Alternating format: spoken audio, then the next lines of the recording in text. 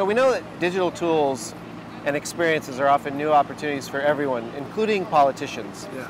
And at Interbrand, we've authored a piece called Branding the Candidates. It takes a look at how candidates are using brand. How do you feel politics is embracing digital? One of my favorite sites is Personal Democracy Forum.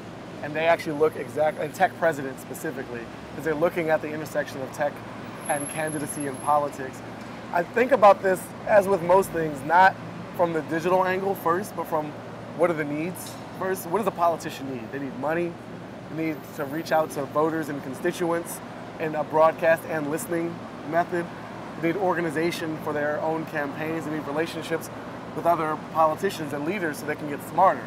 And then how do these tools help with all that? So we've seen the fundraising angle online heavily.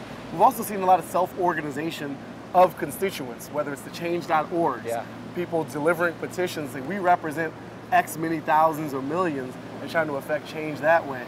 I'm pretty interested in how we can have smarter and better and more effective politicians. We got all these isolated leaders, whether they're bodies like school boards or individual mayors, that could learn from each other. We've got history on our side.